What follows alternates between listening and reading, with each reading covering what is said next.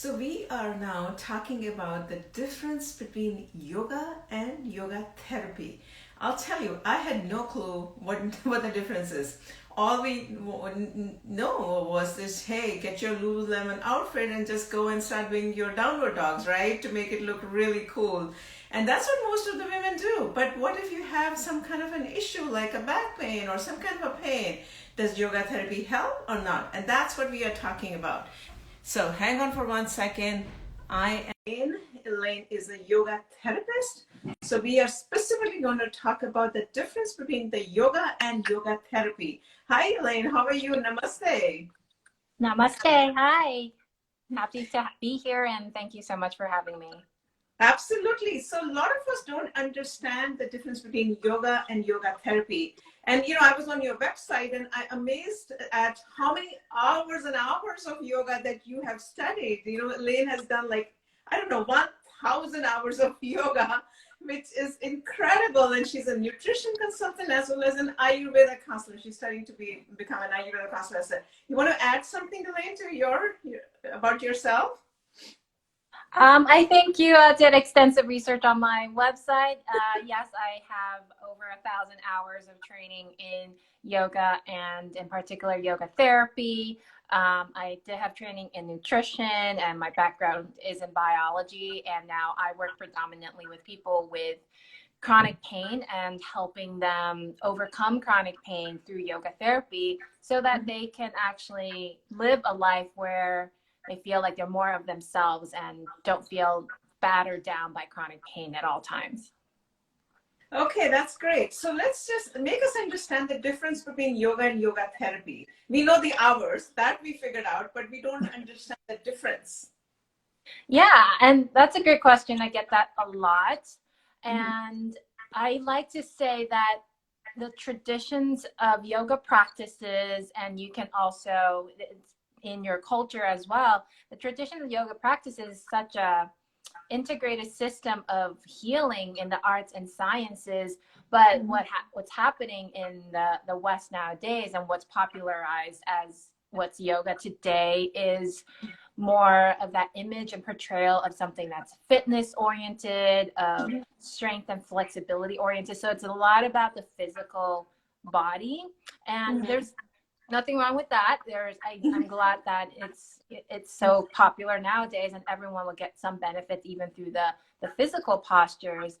But what is lost inherently as it becomes so mainstream is the more therapeutic purposes that yoga started as. It really was a way to alleviate suffering physically, mentally, and emotionally. And that's why now we have this other branch called yoga therapy to just differentiate between yoga, at least in the West, yoga as something that's more fitness oriented, and yoga therapy, which is something that's more targeted at medicinal benefits, healing benefits. But in the traditions of yoga, it's all therapy in my eyes, and in a lot of the ancient cultures as well. Okay, so give us an example, right? A specific example, because we want to go a little bit deeper. The way you've gone deeper into yoga, we also want to understand. So let's say hypothetically, yoga for fitness, all of us are doing it. We love our Lululemon, and Lululemon has glamorized, right, yoga in this country. Yeah. Amazing job they have done. So but yoga therapy is now specifically for someone who has like pain or what? Like that's what I'm trying to make all of us understand. Yeah, that's a great question. So yoga therapy, there's actually more and more diversity now in terms of yoga therapy. There's a lot. It's very great for people who have had PTSD, who has PTSD, any sort of trauma. I specifically work with people with chronic pain. Some of my colleagues work with seniors and elderly people. Others work with like prenatal, postnatal, and there's a separate training for that can also be therapeutic.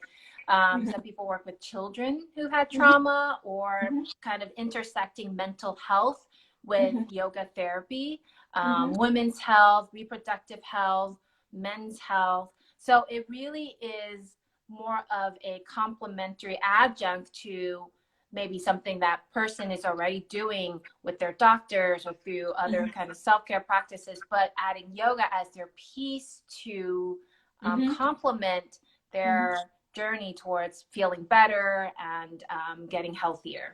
So there's so many. There's yoga therapists working with cancer survivors or even just cancer patients as well, with neurological conditions like Parkinson's, Alzheimer's, multiple sclerosis, with autoimmune disease. So it really can impact as far as you can see in terms of all kinds of health conditions, in addition to just our day-to-day stress management. And if there's like postural things, that's all that yoga therapy can address as well. No, I think that's a great way to put it. Like yoga therapy is specifically to help you heal with the health concern that someone might have. And yoga is more like a general purpose kind of in West it's more fitness, but in Eastern it was different. But yoga therapy is more specifically addressing your health concerns, right? Just to put it very simply. Yeah, that's a great way to put it. It's more very targeted at getting you from point A to point B. Okay. Specific health So concerns have. Sure. So just give us a small example. I know you do with the chronic pain, right? So in yoga poses would be like, okay, you do, I don't know, I'm just making things up. I'm not a yoga therapist and nor a yoga teacher, but I do yoga on a daily basis. So the yoga poses would be, okay, you can do downward dog, or you can do trikonasana, all kind of asanas. How would yoga therapy differ, right? In the sense, would you create like a breath work in between? I mean, I'm just trying to understand the session. You know what I'm saying? Like I do yoga with like everyday Adrian or Cassandra, one of those Cassandra or whatever. But now if I wanted to do yoga therapy, what is the difference between that 10-minute session? Sure. So for most part, yoga therapy sessions are taught in a small group or in one-on-one settings. So it's, again, very targeted. And usually that small group will come together because of a specific health condition they all share. Let's say, for example, chronic lower back pain, right? And so in terms of how the session would look like, the yoga therapist will work with you to create a very customized and personalized sequence and practice. It can include breath work. It can include physical posture. It can include meditation as well. And what the yoga therapist can help you do is figure out how to do these poses that's easiest and most accessible for you without causing further pain or further damage. Because a lot of people, honestly, they hear from people and they hear from doctors like, oh, if you have back pain or if you have this and this pain, you can try yoga.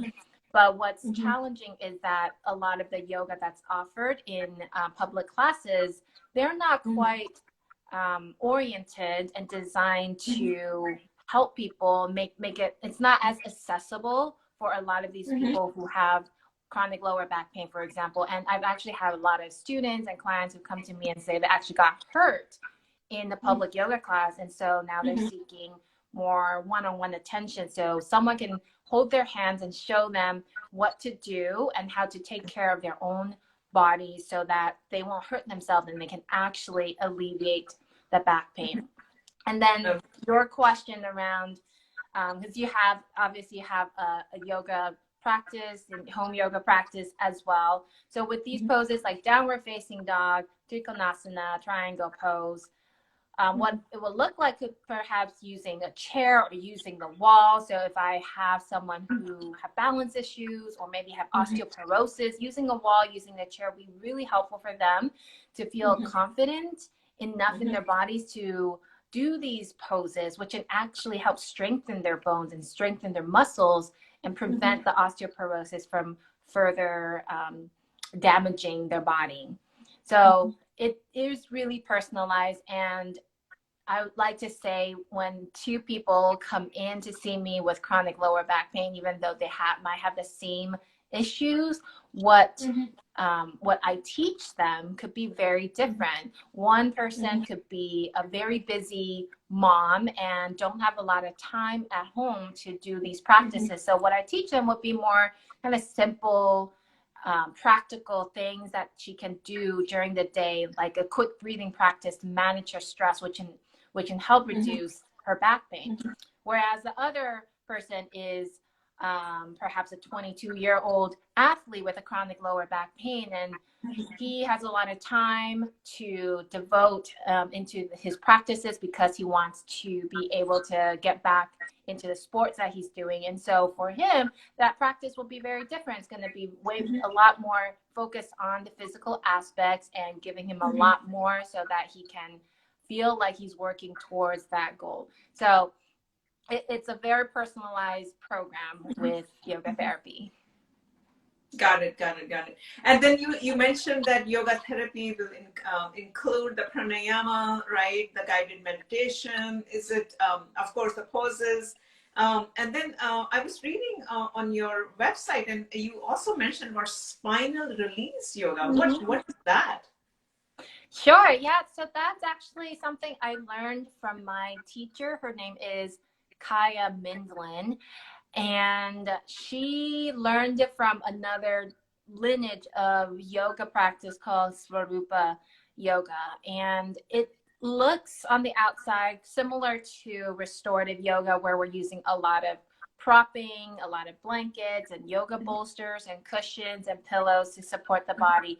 But these poses are targeted at releasing deep spinal tensions. So the whole concept is that usually when we're doing big stretches like downward facing dog or upward facing dog or seated forward bend, we're targeting more of the superficial outer layers of tissues and muscles. And with the spinal release yoga, we're actually creating support for the body so that we can actually get the body to feel a little safer. And when it does feel safer and supported, what's happening is that the deeper areas and muscles and tissues of the body get to release. If they're not constantly, the spinal muscles give us structure and stability. And if we're constantly moving around, it's going to have to hold the body stable. And sometimes it can get overworked and fatigued and exhausted. And that's where a lot of people could get musculoskeletal issues. There might be some imbalance in the way their muscles are structured that causes the pulls on the discs, so that the disc could flip, or the sacrum could get a little imbalance there. So the idea is that instead of constantly moving the body, we're supporting the body so that at least the spine can get a little bit of moment here to rest and release and let go of the gripping, just so that we can do our days. And on the more emotional and subtle anatomy level is that we're always bombarded with a lot of stress in our daily lives nowadays. And the spine is the first place to grip when we are facing a certain stressor. And we might all feel this, after, say, working in front of the computer all day with stressful meetings or trying to meet deadline. At the end of the day, you feel your whole back and spine just really tense. Yeah, and you kind of go like that.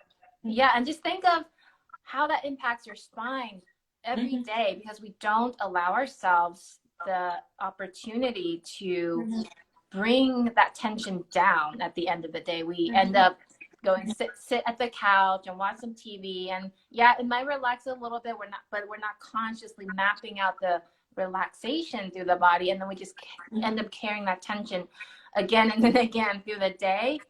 And so the practice is really aimed at managing that stressor as well, being able to tune into the deeper spinal muscles and notice when it starts to tighten, then we need to do a little course correction and be able to reverse the effects of that before it gets into something bigger, a bigger problem. Yeah, no, I think this is great. I see people joining. We've been talking about difference between yoga and yoga therapy. If someone has any comments, I saw a question earlier. It just kind of flew by me. But if someone has any questions, comments, feedback, you are welcome to put it in that little add a comment, little window out there. But we are just trying to educate all of us, including all of us, difference between yoga and yoga therapy. And yoga therapy is more therapeutic and more, put it in a simple way, will help your health concern. And yoga is mainly for, at least the way it's been practiced in all over the world, is mainly for physical fitness, right? I just want to simplify it, very simple, one sentence here. Correct me if I'm wrong. Yeah. Yeah, that's a generalized way to look at it for sure. And what's cool is that yoga therapy now is starting to be introduced in a lot of hospitals, Yes. especially Yes. in the cancer wards. I think they're doing a lot of research with yoga and cancer patients or cancer remissions, as well as yoga with in PTSD, Yes. especially the practice of yoga nidra or the yoga sleep practice. And John Kabat-Zinn is the well, he's big in the mindfulness stress, the MBSR, mindfulness-based stress reduction. It's always a mouthful, meditation and its impact on stress management. And then Richard Miller is kind of the pioneer in using yoga nidra, which he calls eye rest, in treating PTSD. And there's a lot more research in that field. And what's happening now all over the world is we have this ancient practice, right? And for people who practice yoga, whether you practice yoga therapy or just regular yoga, there's still going to be some effects in your mind body. Like we just generally feel better, even if you're just following a public class that's more fitness oriented. There's something about just breathing and doing these poses. You just feel better and calmer. And now a lot more researchers are interested in what exactly helps people feel better. What is it about these asanas, about these pranayama or these meditation that actually helps us feel better? So they're actually mapping the brain and looking at brain activities and using other indicators like self-reported stress questionnaires or self-reported pain questionnaires. So it's really interesting to see the science starting to back up the validation that we know and personally experience in terms of the benefits of yoga. Absolutely. Someone asked a question that, they are not plant-based, don't have a plant-based diet. Anyone can do yoga. You don't have to be one or the other, right? It has a lot of, even simple yoga that all of us do, like a normal people like us, we do on a daily basis. Right. You calm down. I don't know what the science behind this, but to your point, there's so many science and research, right, that's being conducted as we speak on benefits of doing yoga on a day-to-day basis on so many different fronts, not only just the stress management to what Elaine is talking about, so many other ailments like PTSD, osteoporosis, I mean, you name it, pain, chronic pain, back pain, so many different things. So yeah, anything else you'd like to add before we wrap up, Elaine? This has been very, very informational and useful for all of us. Yeah, thank you. Well, I just kind of want to add on a little bit more from that question about not being on plant-based diet. Like you said, everyone can do yoga, and it is usually portrayed, especially in social media, where yoga teachers are following a plant-based diet or vegan diet, or like there's a certain image around the more popular portrayals of what yoga is, but it really is a lifestyle practice. It's the same as just learning to hike or wanting to go for a walk. It has the same mental, emotional, physical benefits as other physical practices and exercises that you do to benefit yourself. So anyone can do yoga. I mean, I love to tell the story of my 91-year-old client who, he does yoga. He has dementia. And most of the time, he's not quite sure what he's doing. But when he is lucid and clear, he loves it. And we do it in the chair, right? He's sitting on the chair, and we're just kind of rolling the shoulders, stretching the arms, doing the breathing practices. And we sometimes sing. He loves singing. And singing itself is actually a pranayama practice in engaging the lungs and keeping the lungs healthy. And he loves it. He enjoys it, and we laugh all the time. So really it is for anyone who can breathe, who can move a little bit, and it's just, you don't really have to be lead a certain type of lifestyle to do yoga. Yoga is there to support your life rather than you fitting into the life of what is portrayed as yoga nowadays, which can be a little misleading. Yeah, well, thank you so much, Lena. I think it's so informational for all of us. Embrace yoga, yoga therapy. If you have any health concerns, seek a yoga therapist. Don't just listen to us and start doing it all by yourself. That's not what we are trying to say here. So if you have any health concerns, seek a yoga therapist, right? We don't. Yeah, if you have health concerns, and the perfect person to seek yoga therapy is if you have health concerns and there's some mobility issues and you want to start to incorporate more movement in your lifestyle, but don't know where to start, and you know you need to keep improving mobility. Mm-hmm. Otherwise, your health condition might continue to deteriorate. Mm-hmm. And that's where you can seek a yoga therapist. Yoga therapists kind of bridge that gap between where you are now, if you have a health condition, to where you want to be. Okay. Yes. Well, thank you so much, Elaine, for being with us. People are joining now. You can catch this recording. We're going to put it on Insta Live in our IGTV. And thank you for everyone's support. And Elaine, namaste, and have a great weekend. Thank you. Thank you. Namaste.